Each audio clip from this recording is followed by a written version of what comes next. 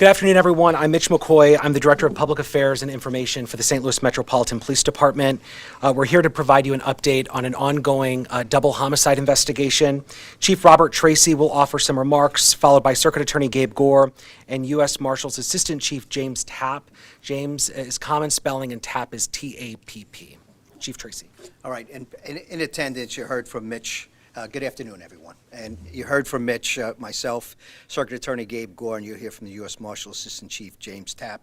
But in attendance behind this, it really, truly is a local, state, and a federal operation, and how we cooperate each other on the events that I'm going to talk about. So I want to thank everyone. I'm not going to name everyone. Some do not want to be named, but they're going to be seen. So we have the Deputy Chief of Homicide, Carolyn Chivkatovich, the Circuit Attorney's Office. I think I got that right, Carolyn.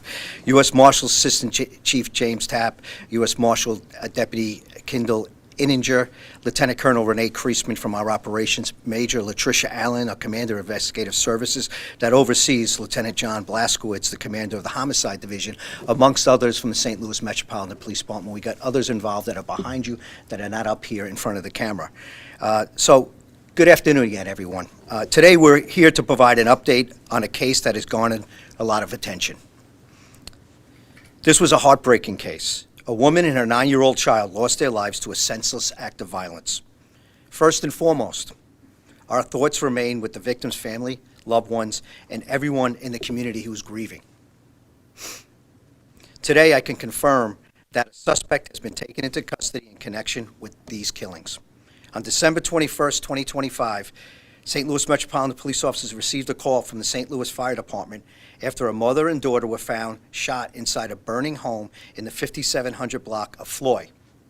The mother, who was identified as 45-year-old Latasha Brown, and her daughter, identified as 9-year-old Paige Buckner, both died at the hospital from their injuries. Our homicide detectives, including bomb and arson investigators and ATF special agents specializing in arson investigations, responded to the scene. This was a horrible act of violence. During the investigation, our homicide detectives, which are some of the best in the country, identified a suspect in the case as a 40-year-old Michael McNair. The suspect was taken into custody by the U.S. Marshals after evading law enforcement for more than a month. This arrest represents an important step towards accountability, but it does not lessen the pain or the loss caused by this crime. Our child should never be a victim of violence. That reality weighs heavily on every officer involved in this investigation. I'd like to recognize the dedicated team of homicide investigators, along with the regional bomb and arson investigators and the ATF special agents, for their professionalism and diligent work. Under the command of the U.S. Marshal's Assistant James Tapp, the alleged killer is behind bars. And he'll talk about that, James Tapp, in a moment. But this case is now headed through the judicial system and the criminal justice system.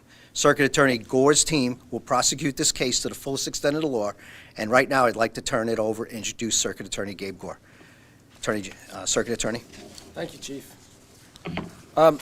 Good afternoon.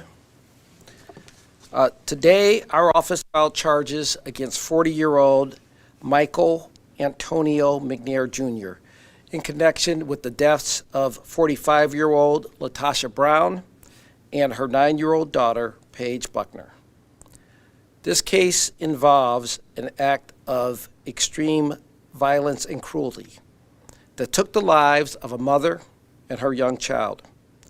Our hearts are with the family and loved ones of Latasha Brown and Paige Buckner during this time that they have suffered an unimaginable loss. Following an extensive investigation, the defendant has been charged with 2 counts of first-degree murder, 2 counts of armed criminal action, first-degree arson, and unlawful possession of a firearm. Our office will continue our investigation along with SLMPD, and we will leave no stone unturned in prosecuting this heinous crime to the fullest extent of the law. I'd like to thank St. Louis Metropolitan Police Department Homicide Unit for their great investigation in this case. I'd like to thank the ATF for collaborating with them on the arson investigation. And I'd also like to thank the U.S. Marshals for their great work in apprehending the defendant who we've charged in this case. At this time, I'd like to introduce U.S. Marshal Assistant Chief James Tapp, who will speak to the collaborative efforts that led to the defendant's apprehension. Thank you. Good afternoon. The chief would like me to go over the timeline of events for this occurrence.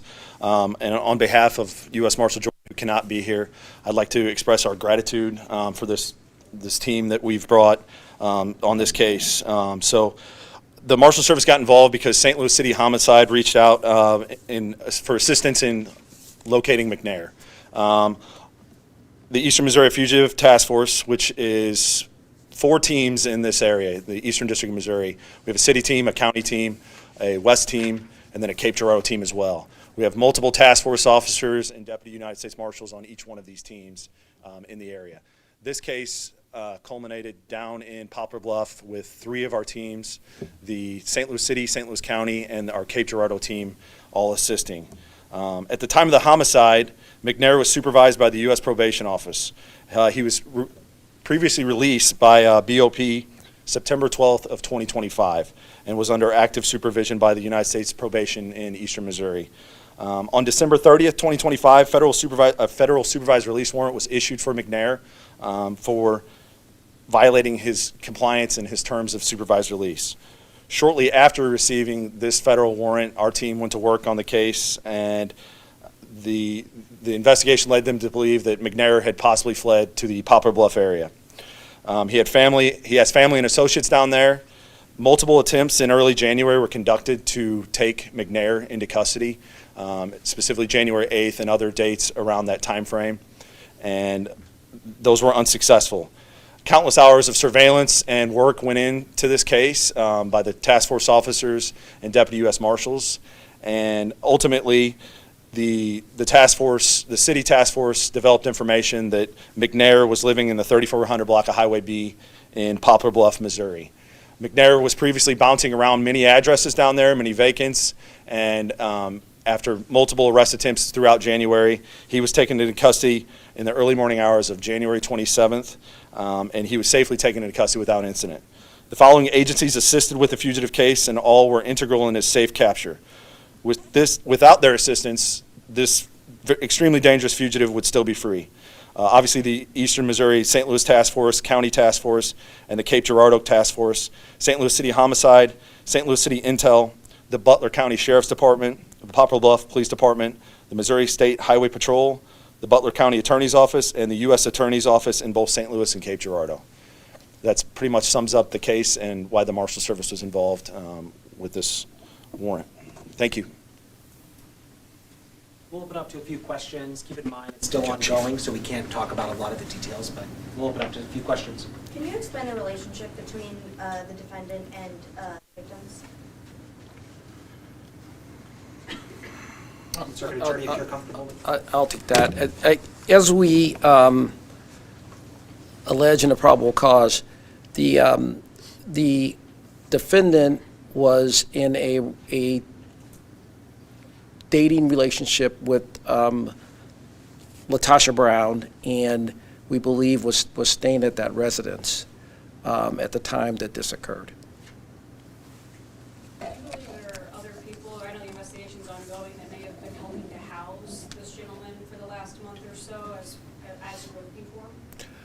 So that is part of the investigation that's it's not in our office.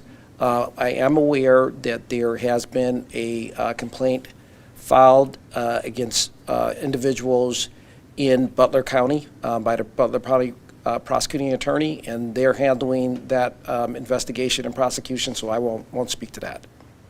It took over a month to arrest him. What made it difficult to apprehend him? Was it bouncing around different addresses, or what made it more difficult to arrest this man? Yes, ma'am. He was actively fleeing us, like you said. He was bouncing around addresses all over Poplar Bluff. We did have information, and then the snowstorm kind of hit, and that led to a couple days as well. for us to safely get down there to Poplar Bluff. Obviously, it's not in the St. Louis metro area. So yes, he was bouncing around. He did have multiple people helping him, and we defer to the local prosecutors down there. Was one of those people helping him a law enforcement official? We're not going to talk about that. I know that like I said, that's a case being prosecuted in Butler County. I know that I wouldn't want law enforcement agencies talking about a case that I was actively prosecuting, so we're going to respect that and refer you to the probable cause and complaint that's been filed in that case. That complaint's public, on case.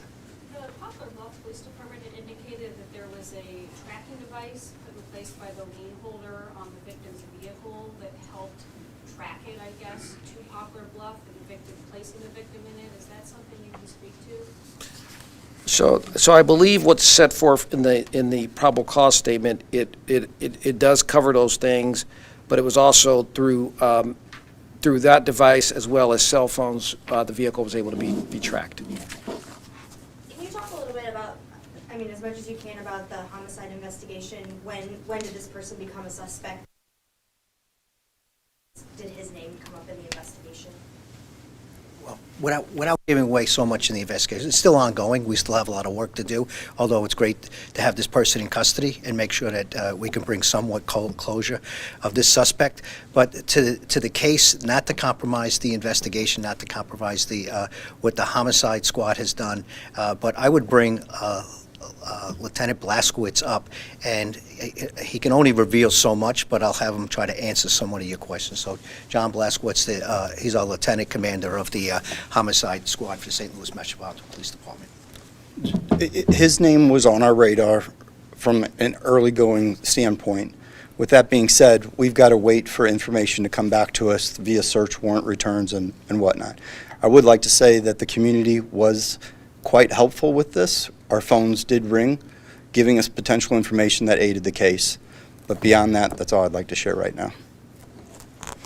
I know you only wanted to share so much, but was the family at any point as well helping? They had been persistent that this man was the killer. Were they also very helpful? Family's been in contact from the minute this case started to the start of this press conference.